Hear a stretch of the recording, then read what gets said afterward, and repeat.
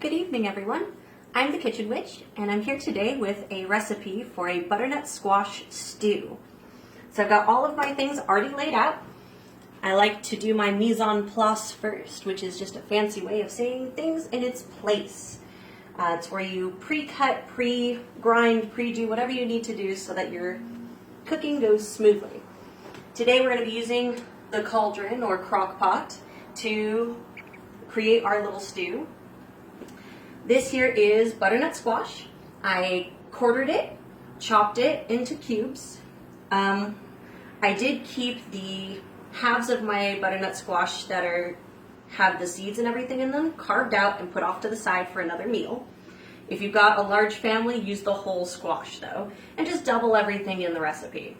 So we have half a butternut squash, 2 chicken apple sausages, about 5 radishes, a quarter of an onion, I like red onion, but you can use white onion, and 3 large mushrooms. Plus, we have our spice mix for the day, which I've hand ground. I've talked a little bit in the past about how hand grinding is really great because you get that labor of love in there. And what I have in here is cinnamon stick, allspice, fennel seed, a little bit of whole black peppercorn, and I've got that all nice and ground up and ready to go.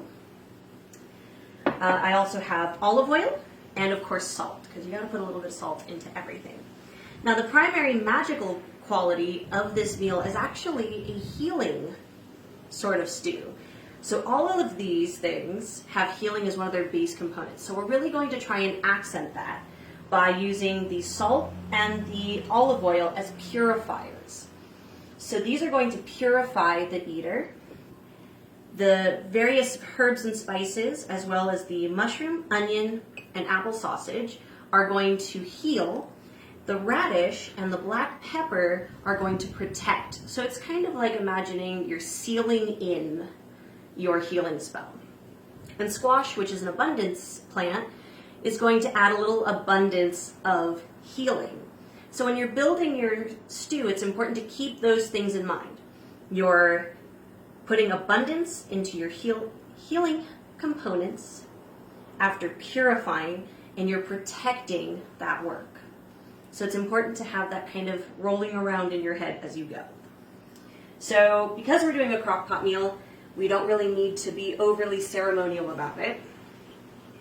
The thing to remember is that we don't need a stock or anything for this because butternut squash, like all squashes, are going to be very wet when cooked. So what you're actually doing is you're relying on all the moisture inside of your squash to go ahead and hydrate, cook, and kind of create a little bit of a broth or a stewiness for your vegetables. So I start by putting my olive oil in, and I'm going to do just a little bit of salt at the bottom because as we layer things, we want to make sure it's kind of spread out.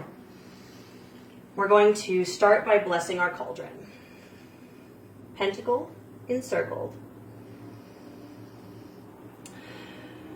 Make sure you feel the energy from your toes to your nose flowing out through your hands and into your cauldron. Just breathing deeply. May everything crafted here and brought together be created with love, intention, prosperity, abundance, joy, and light. And may all those who consume this fantastic stew created here prosper, grow, heal, and evolve as they move towards their higher self. And so it is. The words aren't important, but the intention is. Make sure you're really feeling those ideas of love, light, joy, healing, everything you want to put into your stew. So, we're going to do a little bit of layering here. A little bit of squash. Remember, every time we put herbs and spices into a dish, we want to take a moment to put it between our hands and connect with the earth energy that gave them to us. The herbs and spices themselves have no power. It's the earth that they are drawn from that has power. So make sure you're feeling that come up through the earth, out through your hands, lighting them up. Letting those properties, those medicinal properties, those magical properties really shine. And then putting them in with all that intention in mind. So a little bit of that, a little bit of that, a little bit of that. And you're just going to do that all the way up. You want to make sure, come here, babe. You want to make sure that as you're building, you can see a little bit of everything. There we go, get a little light in there. A little bit of everything as you go. Sorry about the lighting in my kitchenette. It's not very good. So as long as you're seeing a little bit of everything as you go,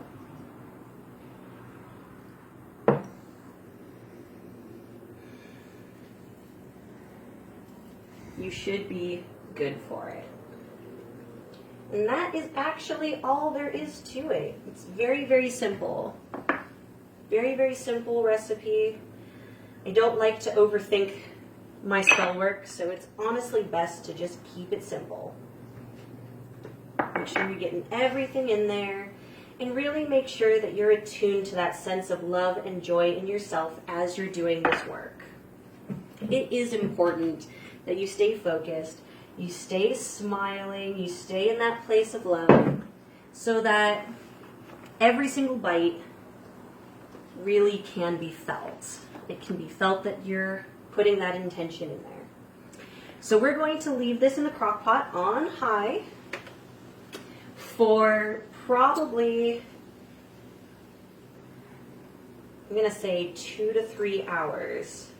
But basically, you just want to make sure your squash is tender. After about an hour, you should have nice tender squash. I like to let it kind of cook down a little bit because it really gets nice and thick and delicious.